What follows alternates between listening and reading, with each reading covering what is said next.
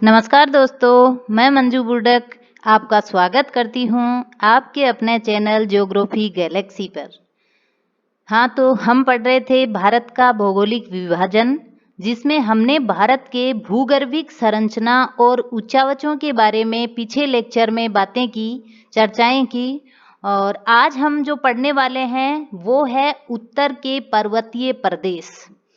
तो देखिए, सबसे पहले मैं आपको भारत की जो भू आकृति है उसके बारे में कुछ बताना चाहूंगी। तो ध्यान से इस मैप को देखिए आप। सबसे उत्तर में आइए आप। उत्तर में यह है अपना पश्चिमी हिमालय, यह है पश्चिमी हिमालय। और ये वाला पूर्वी हिमालय, पूर्वी हिमालय, ठीक है। ये पूर्वी हिमालय हो गया, ये पश्चिमी हिमालय। उत्तरी पूर्वी पर्वत श्रेणियां। अब देखिए आप इस तरफ आइए, पूर्वांचल की तरफ आइए आप। अरुणाचल, नागालैंड, मणिपुर और मेघालय में जो पर्वत श्रेणियां हैं, ये वाला अलग से जो दर्शाई गई है। और जो ग्रीन है यह है पूर्वी मैदान। कौन सा मैदान है? ये पूर्वी मैदान है। उत्तर का जो विशाल मैदान है उसको भी 2-3 भागों में बांटा गया है। तो पूर्वी मैदान ये डार्क ग्रीन वाला, उसके जस्ट पूर्व में है उत्तर मैदान, ठीक है।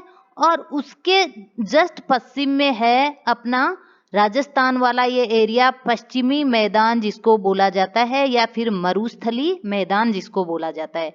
बीच में, भारत के बीचों बीच देखिए आप, ये है मध्य उच्च भूमि, ठीक है। मध्य उच्च भूमि जिसमें देखिए आप राजस्थान का पूर्व वाला पार्ट है, इसमें राजस्थान का पूर्वी भाग है, थोड़ा सा गुजरात है, थोड़ा सा यहाँ पर गुजरात है देखिए। और अगर बात करें एमपी की, तो एमपी का उत्तर वाला भाग और यूपी का थोड़ा सा दक्षिण वाला भाग, ये जो एरिया है यह है मध्य की भारत की उच्च भूमि, ठीक है, मध्य भारत की उच्च भूमि। और इस तरफ आइए आप, ये दक्कन का पठार है, पूरा का पूरा जो येलो कलर में आपको दिख रहा है यह है दक्कन का पठार, ठीक है। यह है दक्कन का पठार, जिसमें से ये पूर्व वाला है पूर्वी दक्कन पठार और पश्चिम वाला है पश्चिमी दक्कन पठार। नेक्स्ट पूर्वी घाट दिखाया गया है आपको। देखिए पूर्वी घाट पूर्व साइड में बंगाल की खाड़ी की तरफ, जिसकी चौड़ाई ज्यादा है बजाय किसके? पश्चिमी घाट के। ये है पश्चिमी घाट, पश्चिमी घाट के बजाय पूर्वी घाट की चौड़ाई ज्यादा है।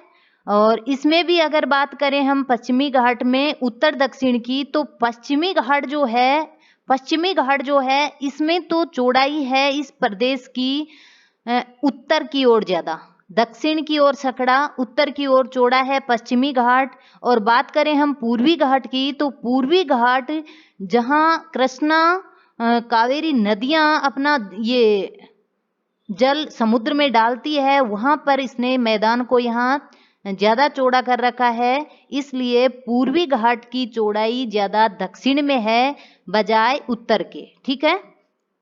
इसमें भी आप आगे देखिए, पूर्व घाट पश्चिम घाट हो गया, फिर पूर्वी तट और पश्चिमी तट हो गया। और द्वीप समूह है, ये अलग से द्वीप समूह दिखाए गए हैं, लक्षद्वीप और अंडमान निकोबार। और महाद्वीपीय मग्न तट भी बताए गए हैं, ठीक है। तो ये है अपना भारत और भारत की भू आकृति। वैसे मुख्यतया भारत को भौगोलिक आधार पर 4 भागों में बांटा गया है। कौन कौन सा? एक तो उत्तर का पर्वतीय प्रदेश, नंबर 2 उत्तर का विशाल मैदान, नंबर 3 प्रायद्वीपीय पठार, और नंबर 4 में आते हैं तटीय प्रदेश और द्वीप, ठीक है। मुख्य ये 4 भाग हैं, लेकिन इसमें से भी उत्तर के विशाल मैदान का विभाजन किया गया है, और जो तटीय प्रदेश और द्वीप हैं उसको भी 2 जगह बांटकर पढ़ा जाता है। तो अलग अलग जो ज्योग्राफर हैं उन्होंने अलग अलग तरीके से रखा है इसको। मुख्यतया इसके 4 भाग हैं, जिसमें से ये भू आकृतियां जो अपने सामने इस मैप में है, ये वाली बन रही है, इसको हमने देख लिया। आप ध्यान से देखिएगा कौन सी आकृति कहाँ है, ठीक है, कौन सा स्थल भाग किस लोकेशन पर है। तो आइए आज सबसे पहले हम चर्चा करेंगे हिमालय प्रदेश की। हिमालय प्रदेश की। हिमालय प्रदेश में बात करेंगे हम हिमालय के भौगोलिक वर्गीकरण का। ठीक है, जो भौगोलिक आधार पर वर्गीकरण किया गया है हिमालय पर्वत का, वहां से स्टार्ट करते हैं। देखिए, सबसे पहले अगर हम बात करें हिमालय की पर्वत श्रेणियों की, तो इसे भौगोलिक दृष्टि से 3 मुख्य भागों में बांटा गया है। ठीक है, 3 मुख्य भाग कौन कौन से हैं इसके? सबसे पहले हम बात करें तो सबसे पहले, एक मिनट में पेन को थोड़ा बारीक करती हूँ। सबसे पहले महान हिमालय पढ़ेंगे, जो कि सबसे उत्तर में है। सबसे उत्तर में कौन है? महान हिमालय। नंबर 2 इसका लघु हिमालय, और नंबर 3 हो जाएगा उप हिमालय। ठीक है, 3 भागों में बांटा गया है हिमालय को भौगोलिक आधार पर। तो देखिए, सबसे पहले महान हिमालय के बारे में हम डिस्कस करते हैं। उसमें देखिए आप, इसके अन्य नामों की बात करें तो मुख्य हिमालय भी बोला जाता है महान हिमालय को, ग्रेटर हिमालय बोला जाता है, हिमाद्री हिमालय बोला जाता है, आंतरिक हिमालय भी बोला जाता है, और बर्फीला हिमालय भी बोला जाता है। ठीक है, ये इसके उपनाम हो गए महान हिमालय के। कौन कौन से? ग्रेटर हिमालय, मुख्य हिमालय, हिमाद्री हिमालय, आंतरिक हिमालय, या फिर बर्फीला हिमालय। ठीक है, ये इसके अन्य नाम हो गए। आगे देखिए, ये श्रेणी, जो मुख्य हिमालय की हम चर्चा कर रहे हैं, इस श्रेणी की बात हो रही है, तो ये श्रेणी उत्तर पश्चिम में सिंधु नदी के मोड़ से लेकर पूर्व में ब्रह्मपुत्र नदी के मोड़ तक लगभग 2500 किलोमीटर की लंबाई में फैला है। महान हिमालय की लंबाई कितनी है? 2500 किलोमीटर। अगर इसका सीमांकन देखें तो उत्तर पश्चिम में तो है सिंधु नदी के मोड़ से लेकर, और बात करें अगर पूर्व की, तो ब्रह्मपुत्र नदी का जो मोड़ है वहां तक इसका फैलाव है, लगभग 2500 किलोमीटर की लंबाई में। और दूसरी मोस्ट बात है इसकी कि इसकी आकृति जो है वो हो चापाकार आकृति है। ठीक है, यहां से भी कई बार छोटा सा क्वेश्चन बना देते हैं। हिमालय पर्वत की, महान हिमालय पर्वत की जो आकृति है वो कैसी है? तो चापाकार आकृति में फैलाव है इसका। और सर्वोच्च श्रेणियां जो है, ठीक है, इसकी जो सर्वोच्च, ये वाली जो सर्वोच्च श्रेणी है, इसका अगर विस्तार देखें, कौन सा विस्तार? देशांतर विस्तार की बात करें हम, तो देखिए देशांतर जो विस्तार है वो 73 डिग्री पूर्व से 97 डिग्री पूर्वी देशांतर तक फैलाव है। ठीक है, 73 से 97 डिग्री फैलाव है पूर्वी देशांतर तक। तो कितना फैलाव हो गया? लगभग अगर हम देशांतर की बात करें तो ये 24 डिग्री देशांतर हो जाएंगे। ठीक है, 24 देशांतर तक फैलाव है। कहां से कहां तक? 73 से 97 तक। 73 से 97 पूर्वी देशांतर तक फैलाव है। औसत ऊंचाई की बात करें तो इसकी औसत ऊंचाई, ध्यान रखना आप, 6000 मीटर है औसत ऊंचाई इसकी, जो कि सबसे ज्यादा है हिमालय पर्वतों में। सबसे ज्यादा औसत ऊंचाई महान हिमालय की, जो कि 6000। चौड़ाई की बात करें तो 100 से 200 किलोमीटर तक फैला हुआ है चौड़ाई लिए हुए। ठीक है, और लगभग यहाँ पर 40 पर्वतीय चोटियां ऐसी है जो कि 7000 मीटर से भी अधिक ऊंची है। कितनी? 40 पर्वत चोटियां। बहुत होती है 40 पर्वत चोटियां, जो कि 7000 मीटर से अधिक ऊंची है। देश की सबसे ऊंची चोटियां इसी पर्वत श्रेणी में है। ठीक है, किसमें? महान हिमालय में। माउंट एवरेस्ट, जिसको हम सब जानते हैं, 8848 मीटर ऊंची है, वो यही इसी श्रेणी में है। गॉडविन आस्टिन, जिसको केटू भी बोलते हैं, 8611 मीटर के साथ ये भी यही है। कंचनजंगा 8585 मीटर, मकालू 8481, धौलागिरी 8172 और नंगा पर्वत 8126 मीटर। अन्नपूर्णा की बात करें तो 8078, नंदा देवी 7818 मीटर। ये सभी हिमाच्छादित चोटियां इसी श्रेणी में स्थित है। हिमाच्छादित बात करें तो यानी वर्ष भर इसकी चोटियां जो है वो हिम से आच्छादित रहती है, हिम से ढकी हुई रहती है। अब ये जो चोटियां दी है इस बुक में मेंशन की हुई है, इसका मतलब ये बहुत ज्यादा इंपॉर्टेंट है। ठीक है, यहां से क्वेश्चन बहुत बार बनेगा आपका, हर एग्जाम में क्वेश्चन बन सकता है किसी भी चोटी को लेकर। हाँ, थोड़ा मुश्किल है, कंफ्यूज होते हैं इन चोटियों की ऊंचाई में, लेकिन आपको याद करना ही होगा। अच्छे से आप समझकर क्रम से इनको याद कीजिए, यहां से बहुत बार क्वेश्चन बनता है। नेक्स्ट अगर बात करें तो देखिए, विवर्तनिक दृष्टि से यह श्रृंखला सक्रिय है। ठीक है, ये वाली जो श्रेणी है, श्रेणी श्रृंखला नहीं, श्रेणी और श्रृंखला में भी आपको मैं अंतर बताऊं तो देखिए, श्रेणी किसे कहेंगे। सबसे पहले बात श्रेणी की करूं तो पहाड़ों का एक ऐसा क्रम जिसमें कई शिखर, कटक, घाटियां सम्मिलित हो। ठीक है, पर्वत श्रेणी कहलाता है।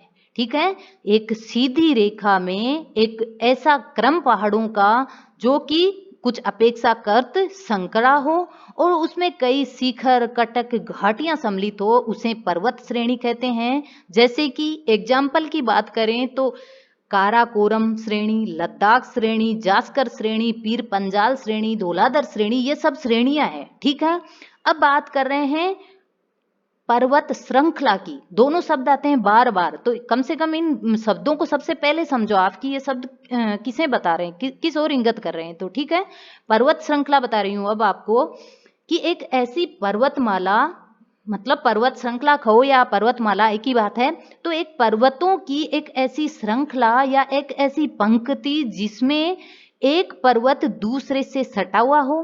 ठीक है, इसमें आवश्यकता नहीं है कि जो भी चोटियां हैं, जो भी पर्वत है, वो किसी एक ही काल के दौरान उसकी भूगर्भ का जो निर्माण है वो एक समान हो, ये कतई आवश्यक नहीं है। ठीक है, इसका अलग अलग काल में निर्माण हो सकता है, इसकी भूगर्भिक जो चट्टानें हैं वो अलग काल की हो सकती है, इसका भूगर्भ का जो निर्माण है वो अलग तरीके से हो सकता है। जैसे वलित पर्वत हो सकता है, ज्वालामुखी पर्वत हो सकता है, लेकिन ये एक दूसरे से सटा हुआ हो, समानांतर हो और संकड़ा लंबा हो और कई मतलब विभिन्न युगों में इसका निर्माण हो सकता है। ये सब मिलकर, ये बहुत सारी पर्वत श्रृंखलाएं आपस में मिलकर जो समानांतर खड़ी रहती है, इन सब को मिलाकर बोला जाता है पर्वत श्रृंखला। समझ में आ गया होगा आपको। पर्वत श्रृंखला जैसे कि हिमालय पर्वत श्रृंखला, रॉकीज श्रृंखला और एंडीज श्रृंखला, इस प्रकार से ये जो कई क्रमों में समांतर जो खड़े रहते हैं बहुत सारी पर्वत श्रेणियां, उनको मिलाकर बोल देते हैं पर्वत श्रृंखला, जिनका निर्माण याद रखना कोई आवश्यक नहीं कि वो एक साथ ही निर्मित हुई हो, जिसका भूगर्भिक जो निर्माण है वो समान हो, ये कतई आवश्यक नहीं है। ठीक है, तो ये हो गई हमारी श्रेणी और श्रृंखला।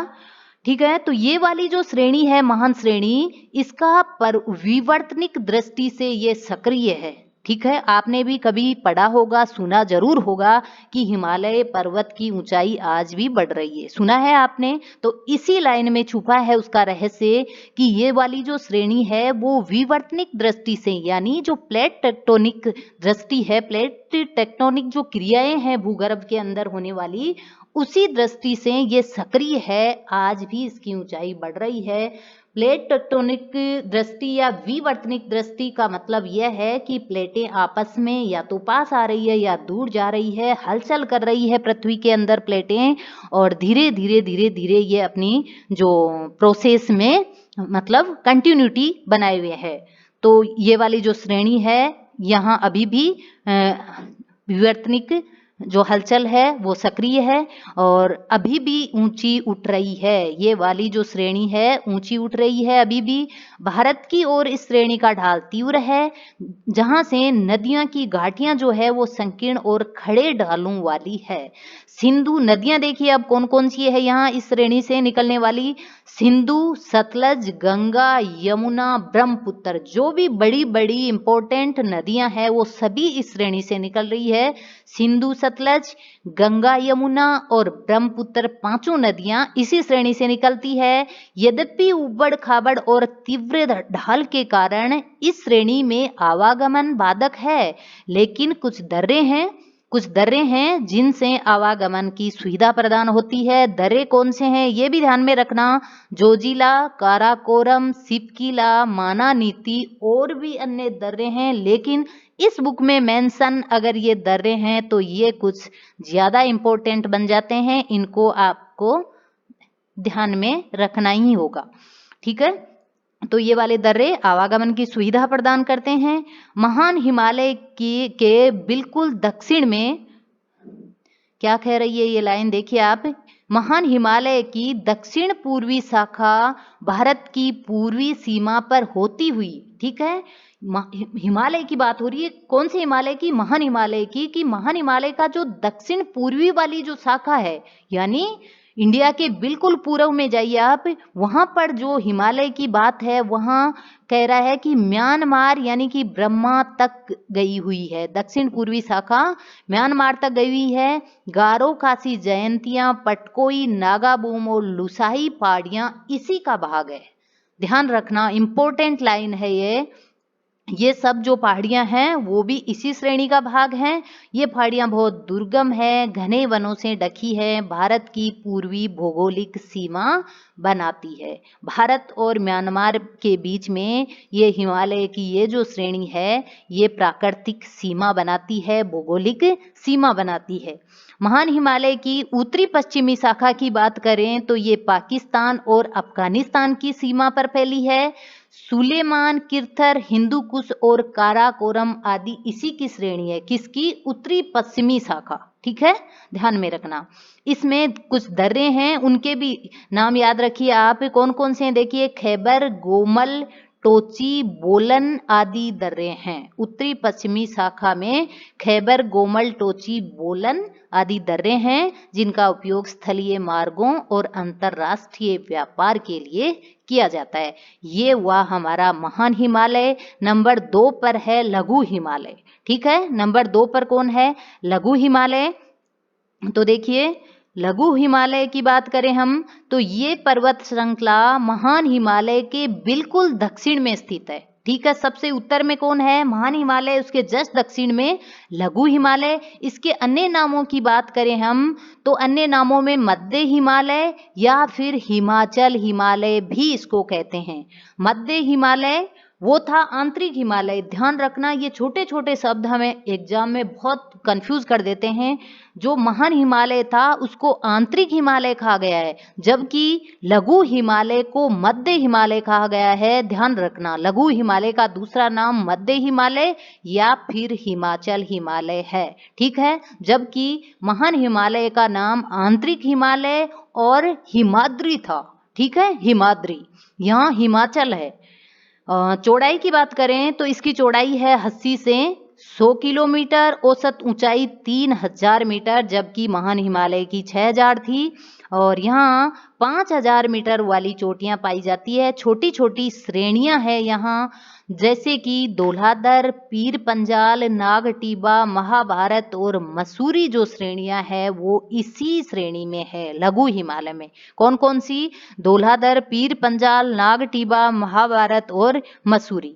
यहाँ शीत ऋतु में 3-4 महीने तक बर्फ रहती है, बाकी ग्रीष्म जो ऋतु है वो बड़ी सुहानी होती है। यहाँ पर कहाँ, लघु हिमालय की चर्चा हो रही है।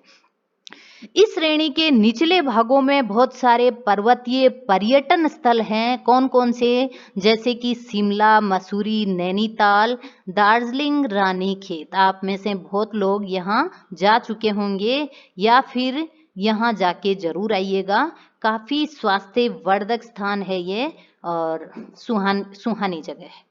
शिमला, मसूरी, नैनीताल, दार्जिलिंग, रानीखेत सब यहीं पर आते हैं, इसी श्रेणी में आते हैं। उच्च ढालों पर यहाँ कोणधारी वन है और निम्न ढालों पर यहाँ घास के मैदान पाए जाते हैं। कश्मीर में मर्ग कहते हैं, इन घास के क्षेत्रों को कश्मीर में क्या कहते हैं? मर्ग। आप ऐसे याद रख सकते हो कि कश्मीर में जो कस्तूरी मर्ग होता है वो ये घास चरता होगा, ये घास उसके लिए उपयोगी होगी, तो उसको मर्ग कह दिया गया। घास के मैदानों को कश्मीर में मर्ग कह दिया गया, जैसे कि गुलमर्ग, सोनमर्ग, और उत्तरांचल में इसे बुग्याल या पयार कहते हैं, बुग्याल या पयार कहते हैं। तो लघु हिमालय विवर्तनिक दृष्टि से अपेक्षाकृत अधिक संतुलित और स्थिर है। ये ऐसी लाइनों पर गौर कीजिएगा आप, आपको थोड़ी अजीब जरूर लगती होगी लेकिन इन्हीं में रहस्य छुपा है। लघु हिमालय जो है वो विवर्तनिक दृष्टि से, कौन सी दृष्टि से? विवर्तनिक, जिसकी हमने चर्चा की थी अभी। तो वो अपेक्षाकृत किसके? महान हिमालय के। ये वाला जो हिमालय है लघु हिमालय, ये ज्यादा संतुलित और स्थिर है, इसमें हलचल कम हो रही है। किसके बजाय? महान हिमालय के बजाय। ठीक है, यहाँ नदियों के हड़पने के कई उदाहरण है। कितना कितना प्यारा शब्द है, नदियों के हड़पने का, यानी रिवर कैप्चर। देखिए ज्योग्राफी एक बहुत इंटरेस्टिंग सब्जेक्ट है, आप इसको पढ़कर देखिए, आप इसको परेशान होके मत पढ़िए एग्जाम के हिसाब से, आप इसको मतलब ज्योग्राफी को जिए आप। वास्तविकता है ये, हमारे चारों ओर जो भी चीजें हैं उसके जो वास्तविकता है वो हमारे सामने आ रही है। कितना अच्छा लगता है। देखिए आप, नदियों के हड़पना मतलब नदियों को भी कोई हड़पा जाता है क्या? हाँ, हड़पा जाता है। रिवर जो कैप्चर होते हैं वो यहाँ ज्यादा होते हैं, यानी अगर एक नदी की गहराई, उसके अपवाह क्षेत्र की गहराई ज्यादा हुई, जो मुख्य नदी है वहां उस क्षेत्र विशेष की, और उसकी गहराई अपवाह क्षेत्र की थोड़ी ज्यादा हुई, तो जो छोटी छोटी नदियां हैं उनको वो बुला लेगी, हड़प लेगी, अपने में समाहित कर लेगी। ठीक है, तो ये हो गया रिवर कैप्चर। ये मैं आपको कल समझाऊंगी अगले वीडियो में। हिमालय का वर्गीकरण ये प्रादेशिक दृष्टि से है, तो प्रादेशिक दृष्टि से हिमालय का वर्गीकरण जो है वो अगले नेक्स्ट वीडियो में करेंगे। अब जो थर्ड हिमालय है भौगोलिक दृष्टि से वो है उप हिमालय। ठीक है, तीसरा और अंतिम कौन है? उप हिमालय। इसके भी अन्य नाम हैं, इसको हम बाह्य हिमालय यानी आउटर हिमालय या फिर शिवालिक श्रेणी के नाम से भी जानते हैं। ध्यान रखना, ये कौन है? उप, बाह्य और शिवालिक श्रेणी। ठीक है, इस श्रेणी का पोटवार बेसन से प्रारंभ होकर ये कोसी नदी तक विस्तृत है, और हिमालय की सभी श्रेणियों में ये नवीनतम रचना है। ये चीज आप ध्यान में जरूर रखना, सबसे नवीनतम रचना शिवालिक। ठीक है, अगर बात करें इस श्रेणी की चौड़ाई की तो 10 से 50 किलोमीटर। ठीक है, ऊंचाई की बात करें तो औसत ऊंचाई इसकी 1000 मीटर तक है। नेक्स्ट, इस श्रेणी के भी विभिन्न नाम दिए गए हैं। इस श्रेणी के अलग अलग स्थानों पर अलग अलग नाम हैं। देखिए गोरखपुर, कहाँ है गोरखपुर? यूपी में। वहाँ इसको बोला जाता है डूंडवा, डूंडवा बोला जाता है, जबकि इसके पूर्व की ओर इसे चूरिया मोरिया बोल देते हैं। याद रखना, चूरिया मोरिया शिवालिक पर्वत श्रृंखला को, शिवालिक पर्वत श्रेणी को बोलते हैं पूर्व में, और गोरखपुर के नजदीक इसको डूंडवा बोल देते हैं। यहाँ नदियां संकीर्ण घाटियां और गॉर्ज बनाती है और फिर मैदान में प्रवेश कर जाती है, जहां अनेक जलोढ़ पंख बनते हैं। आपको पता है नदियां अगर पर्वतीय भाग से नीचे उतर रही है, पर्वतों से नीचे उतर रही है, तो उसने अपरदन तो किया ही है, तो अपने साथ ये बहुत सारी चट्टानें और कंक्रीट लाती है और ये नीचे लाकर मैदान पर छोड़ देती है। मैदान आते ही वो कंक्रीट और भारी पदार्थ जो चट्टानें होती हैं वो स्थायी हो जाते हैं, यानी फिर नदी का साथ नहीं दे पाते, क्योंकि मैदान में आते ही उसका ढलान जो है वो बिल्कुल कम हो गया। अब पानी उसको अपने साथ नहीं बहा सकता, इसलिए जलोढ़ पंख बन जाते हैं। ठीक है, क्या बन जाते हैं? जलोढ़ पंख बन जाते हैं। आपको पता है ये अगर पर्वत श्रृंखला है और नदी यहाँ से उतरी है तो इस प्रकार जलोढ़ पंख बन जाते हैं। ठीक है, ये जलोढ़ पंख बन जाते हैं, और इन जलोढ़ पंखों को क्या बोलते हैं? भाबर बोलते हैं। क्या बोल देते हैं, भाबर। यहाँ से क्वेश्चन बहुत बार आता है, ध्यान रखिएगा।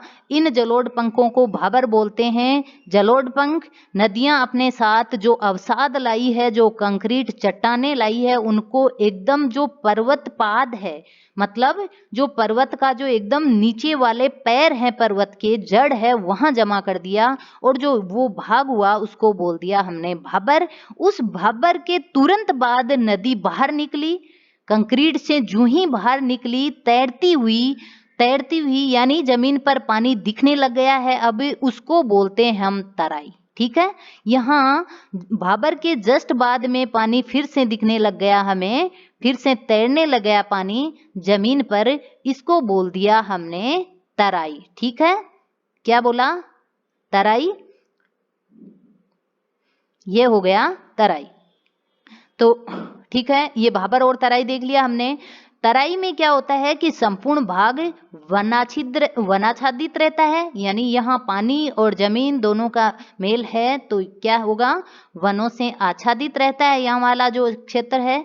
हिमालय और शिवालिक, आगे आइए, हिमालय और शिवालिक के बीच नदियों की जो मिट्टी है या फिर बालू है, उससे निर्मित कुछ ऊंचे घाटी मैदान मिलते हैं। ठीक है, ये क्या कह रहा है कि हमने हिमालय पढ़ा, हिमालय, महान हिमालय और लघु हिमालय, हमने शिवालिक पढ़ा, तो हिमालय और शिवालिक के बीच में क्या करती है नदियां, मिट्टी लाती है, बालू लाती है, तो उससे बनाती है वो ऊंचे घाटी मैदान। ठीक है, उन मैदानों को पूर्व में तो बोलते हैं द्वार, पूर्व में तो क्या बोलते हैं, द्वार, जैसे कि हरिद्वार। ठीक है, हरिद्वार, और पश्चिम में बोल दिया इनको दून। उन्हीं मैदानों को, उन्हीं घाटी मैदानों को जो नदियों के द्वारा निर्मित हुए हैं, पूर्व में बोला गया है द्वार और पश्चिम में दून। तो ये हुआ हमारा हिमालय का भौगोलिक विभाजन। आगे हम पढ़ने वाले हैं हिमालय का प्रादेशिक वर्गीकरण। प्रादेशिक विभाजन जो है वो नेक्स्ट लेक्चर में करेंगे अपन। आज इतना ही, तो ठीक है, इसी तरह आप हमारे साथ बने रहें, बाकी का जो है वो नेक्स्ट वीडियो में। धन्यवाद।